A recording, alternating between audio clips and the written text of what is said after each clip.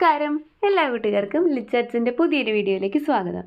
അപ്പോൾ ഈ ഒരു വീഡിയോയിൽ ആഥർ സി ക്ലാർക്ക് എഴുതിയിട്ടുള്ള ദ സ്റ്റാർ എന്നുള്ള ഷോർട്ട് സ്റ്റോറിയാണ് നമുക്ക് ഡിസ്കസ് ചെയ്യാനായിട്ടുള്ളത്. അപ്പോൾ നമുക്ക് ജസ്റ്റ് ഒരു ഇൻട്രൊഡക്ഷൻ നോക്കാം. The Star is a science fiction short story by Arthur C. Clarke, first published in 1955. ഇതൊരു സയൻസ് ഫിക്ഷൻ ഷോർട്ട് സ്റ്റോറിയാണ് കേട്ടോ. അപ്പം നമുക്ക് കുറച്ച് സയൻറ്റിഫിക്കലി അല്ലെങ്കിൽ സയൻസ് റിലേറ്റഡ് ആയിട്ടുള്ള അതേസമയം തന്നെ ഒരു ഫിക്ഷനാണ്. എന്താ പറയുക, നമുക്കറിയാം കറക്റ്റായിട്ട് സംഭവിച്ചിട്ടുള്ള അല്ലെങ്കിൽ എക്സ്പീരിയൻസിൽ നിന്നുള്ള അങ്ങനത്തെ ഒരു കാര്യം എന്നല്ല, ഒരു ഫിക്ഷനാണ്. അത്തരത്തിലുള്ള ഒരു വിഭാഗത്തിൽപ്പെട്ടിട്ടുള്ള ഒരു ഷോർട്ട് സ്റ്റോറിയാണ് നമുക്ക് പഠിക്കാനായിട്ടുള്ളത് സ്റ്റാർ എന്നുള്ള chapter. The story takes place on a space trip where a group of astronauts are on a mission to explore a distant star system. അപ്പോൾ ഈ കഥയിൽ പറയുന്നത് എന്താണെന്ന് വെച്ച് കഴിഞ്ഞാൽ ഒരു എന്താ പറയുക, കുറച്ച് ബഹിരാകാശ സഞ്ചാരികൾ ബഹിരാകാശത്തേക്ക് സ്പേസ് ഷിപ്പിൽ എന്ത് ചെയ്യുന്നു, സ്പേസ് ഷിപ്പ് എന്ന് പറഞ്ഞാൽ നമുക്ക് അറിയാമല്ലോ സ്പേസിലേക്ക് പോകാനുള്ള വെഹിക്കിളാണ് കേട്ടോ. അപ്പോൾ സ്പേസ് ഷിപ്പിൽ എന്ത് ചെയ്യുന്നുണ്ട്, കുറച്ച് ബഹിരാകാശ സഞ്ചാരികൾ ഒരുപാട് ദൂരെയുള്ള ഒരു നക്ഷത്ര സമൂഹത്തിനെ എയിം ചെയ്തുകൊണ്ട് അവിടുത്തെ കാര്യങ്ങളൊക്കെ പഠിക്കാൻ വേണ്ടിയിട്ട് പോകുന്നതാണ് ഇതിൻ്റെ ഒരു മെയിൻ സംഭവം എന്ന് പറയുന്നത്. The story explores earth's importance in the cosmos, questioning whether humans are significant in the grand scheme of the universe. അപ്പോൾ ഈ കഥ പറഞ്ഞത് എന്താണെന്ന് വെച്ച് കഴിഞ്ഞാൽ ഏർത്തിന്, അതായത് ഈ ഒരു പ്രപഞ്ചത്തിൽ ഏർത്തിന് എത്രത്തോളം ഇമ്പോർട്ടൻസ് ഉണ്ട്, അതേപോലെ തന്നെ മനുഷ്യന് നമ്മൾ വിചാരിക്കുന്നുണ്ടല്ലോ മനുഷ്യൻ ഭയങ്കര സംഭവമാണ്, നമുക്ക് എവിടെ വേണമെങ്കിലും എത്തിപ്പെടാം, നമുക്ക് അതിനുള്ള സയൻറ്റിഫിക്കൽ ഒരുപാട് മാർഗ്ഗങ്ങൾ നമ്മൾ കണ്ടുപിടിച്ചുകൊണ്ടേ ഇരിക്കുന്നുണ്ട്. അപ്പോൾ അതൊക്കെയും ശരിയാണ്. പക്ഷേ അതിലൊക്കെ ഉപരിയായിട്ട് മനുഷ്യൻ്റെ സാന്നിധ്യം അല്ലെങ്കിൽ മനുഷ്യനെന്ന് പറയുന്നത് അത്രയും വലിയൊരു സംഭവമാണോ ഈ പ്രപഞ്ചത്തിൽ, അതോ വളരെ എന്താ പറയുക വളരെ കുറച്ച് മാത്രം ഇമ്പോർട്ടൻസ് ഇല്ല അല്ലെങ്കിൽ തീരെ ഇമ്പോർട്ടൻസ് ഇല്ല മൊത്തം പ്രപഞ്ചത്തിന് നോക്കുവാണെങ്കിൽ അത്ര ഒട്ടും ഇമ്പോർട്ടൻസ് ഇല്ലാത്ത ജീവികൾ മാത്രമാണോ ഈ മനുഷ്യർ എന്നൊക്കെ ഉള്ളതിന്, അല്ലെങ്കിൽ ആ ഒരു മനുഷ്യൻ്റെ സ്ഥാനത്തിന് നേരെ ഒരു ചോദ്യചിഹ്നം പോലെയാണ് ഇതിനകത്ത് ഈ ഒരു കഥ വരുന്നത് എന്നുള്ളത് മനസ്സിലാക്കുക കേട്ടോ. അപ്പോൾ നമ്മൾ ആ ടോട്ടൽ സ്റ്റോറിയുടെ ഒരു സമ്മറി എന്നത് അതേപോലെ തന്നെ എല്ലാ ഭാഗങ്ങളും ടച്ച് ചെയ്തുകൊണ്ടുള്ള ഒരു സമ്മറിയാണ് നമ്മൾ പ്രിപ്പയർ ചെയ്തിട്ടുള്ളത്. അപ്പോൾ അതാണ് നമ്മൾ ഡിസ്കസ് ചെയ്യാനായിട്ട് പോകുന്നത്. നമ്മുടെ ചാപ്റ്ററിൻ്റെ പേര് ദ സ്റ്റാർ എന്നുള്ളതാണ്. A group of space explorers from Earth returned from an expedition to a remote star system. അത് നമ്മൾ പറഞ്ഞു എർത്തിൽ നിന്നും കുറേ പേര് ഒരു ദൂരെയുള്ള ഒരു സ്റ്റാർ സിസ്റ്റത്തിലേക്ക്, നക്ഷത്ര സമൂഹത്തിലേക്ക് ഒരു യാത്ര പോയിരിക്കുകയാണ്. അവിടുത്തെ കാര്യങ്ങളൊക്കെ പഠിക്കാൻ വേണ്ടിയിട്ട് ഒരു പര്യവേഷണം നടത്തിയിട്ട് തിരിച്ചു വരികയാണ് ഇതിൻ്റെ ഒരു കഥ, അല്ലെങ്കിൽ അതിനെ സ്റ്റാർട്ടിങ്ങിൽ നമുക്ക് കാണാൻ പറ്റണം. Where they discovered the remnants of an advanced civilization destroyed when a star went supernova. അപ്പോൾ അവിടെ പോയ സമയത്ത്, അവർ ബഹിരാകാശത്ത് പോയ സമയത്ത് അവരവിടെ വെച്ചിട്ട് ഒരു സ്റ്റാറിനെ അവിടെ വെച്ചിട്ട് അവർ ഒരു എന്താ പറയുക, ഒരു അഡ്വാൻസ്ഡ് സിവിലൈസേഷൻ, നല്ല രീതിയിൽ നമ്മൾ മനുഷ്യന്മാരൊക്കെ ഇപ്പോൾ ജീവിക്കുന്നത് പോലെ തന്നെ നല്ല നാഗരികതയിൽ അല്ലെങ്കിൽ നല്ല സംസ്കാരവും കാര്യങ്ങളൊക്കെ ആയിട്ട് ജീവിച്ചിട്ടുള്ള കുറച്ച് ആളുകളുടെ അവശേഷിപ്പുകൾ, അല്ലെങ്കിൽ അങ്ങനെ കുറച്ച് ആളുകൾ താമസിച്ചിരുന്നു അല്ലെങ്കിൽ ജീവിച്ചിട്ടുണ്ടായിരുന്നു വർഷങ്ങൾക്ക് മുൻപ് എന്ന് തെളിയിക്കുന്ന കുറച്ച് അവശേഷിപ്പുകൾ എന്ത് ചെയ്യാണ്, അവർക്ക് കാണാനായിട്ട് സാധിക്കുകയാണ്. അതെങ്ങനെയാണെന്ന് വെച്ച് കഴിഞ്ഞാൽ അത് ആക്ച്വലി അതിൻ്റെ എന്താ പറയുക, അവർ ആ ഒരു പ്ലാനറ്റിലുള്ളവർ അല്ലെങ്കിൽ ആ ഒരു ഗ്രഹത്തിലുള്ളവർ നശിച്ചു പോയത് അല്ലെങ്കിൽ ഇല്ലാതെയായി പോയത് അവരുടെ തന്നെ ഒരു സൂപ്പർ നോവയിൽ നിന്നുണ്ടായിട്ടുള്ള ഒരു ഹ്യൂജ് എമൗണ്ട് ഓഫ് ടെമ്പറേച്ചറും കാര്യങ്ങളും ലൈറ്റും ഒക്കെ കാരണമാണ്. അതായത് ആ ഒരു പ്ലാനറ്റിനോട് ചേർന്ന് അല്ലെങ്കിൽ അതിൻ്റെ അടുത്തായിട്ടൊരു സൂപ്പർ നോവ ഉണ്ടായിരുന്നു. സൂപ്പർ നോവ മീൻസ് നോർമൽ സ്റ്റാർസിന് നമുക്കറിയാലോ അതിനെന്തൊക്കെ ഉണ്ടായിരിക്കും, ലൈറ്റ് ഉണ്ടായിരിക്കും, അതേപോലെ തന്നെ ടെമ്പറേച്ചറൊക്കെ ഉണ്ടായിരിക്കും.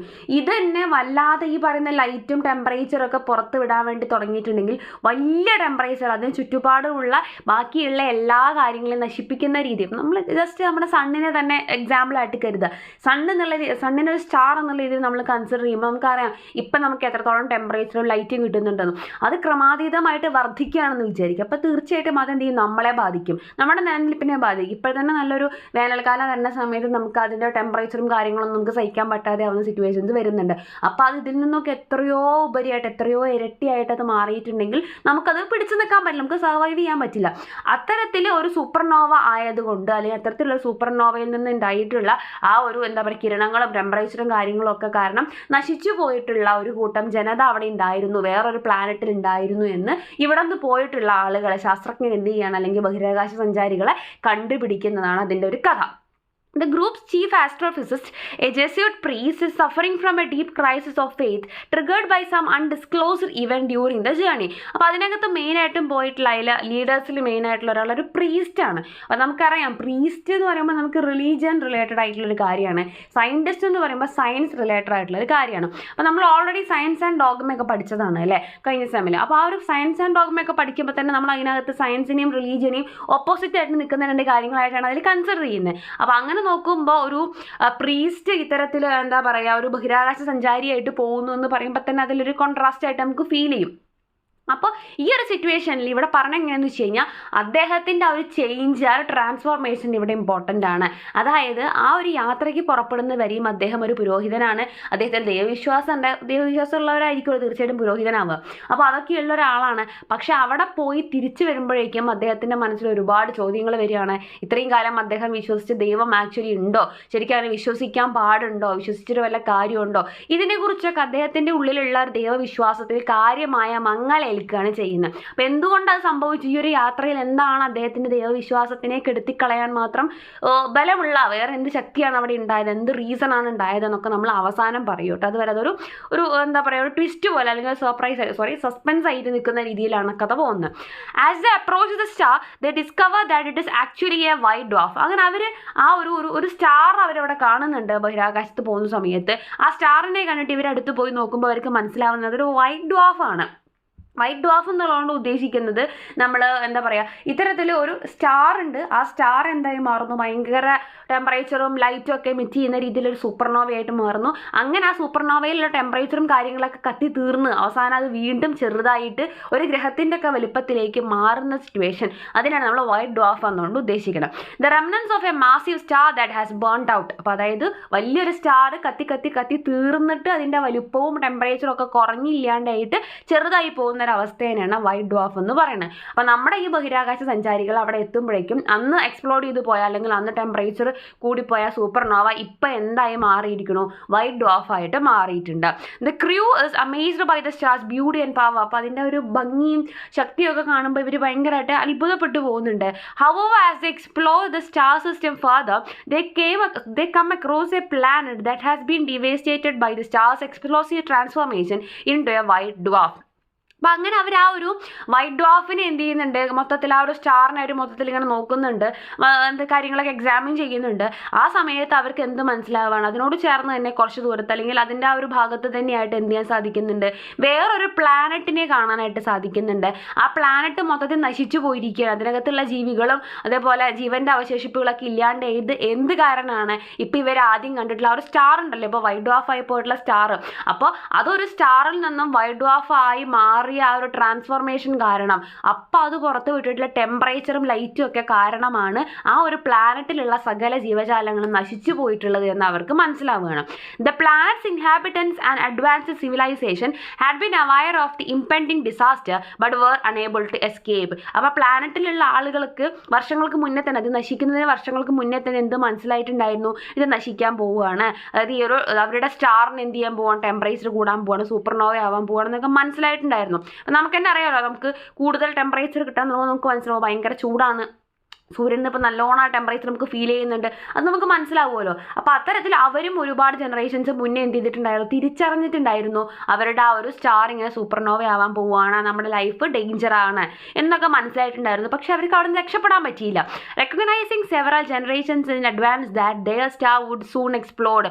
ഒരുപാട് ജനറേഷൻ മുന്നേ തന്നെ, തലമുറകൾക്ക് മുൻപ് തന്നെ അവർക്ക് എന്ത് മനസ്സിലായിട്ടുണ്ടായിരുന്നു, കുറച്ച് വർഷങ്ങൾക്ക് ശേഷം അല്ലെങ്കിൽ കുറച്ച് കാലത്തിന് ശേഷം നമ്മുടെ ഈ സ്റ്റാർ എക്സ്പ്ലോഡ് ചെയ്തു പോവും. The doomed people spend their final years building a vault on the outermost planet in their solar system. അങ്ങനെ എന്ത് ചെയ്യുന്നുണ്ട്, അവർക്ക് മനസ്സിലാവുകയാണ് ഇനി നമുക്കൊരു രക്ഷയില്ല. നമ്മളെല്ലാം ഒന്ന് ഇമാജിൻ ചെയ്ത് നോക്കും, നമുക്ക് മനസ്സിലാവുകയാണ് സൂര്യൻ വൈകാതെ തന്നെ പൊട്ടിത്തെറിക്കും, അല്ലെങ്കിൽ അതിൽ നിന്നും ഭയങ്കരമായ ടെമ്പറേച്ചർ വരും, നമ്മൾ അതിലൊക്കെ എന്താ പറയുക കത്തി എരിഞ്ഞില്ലാണ്ടാവും എന്ന് മനസ്സിലായി കഴിഞ്ഞാൽ നമ്മൾ എവിടെ പോവും?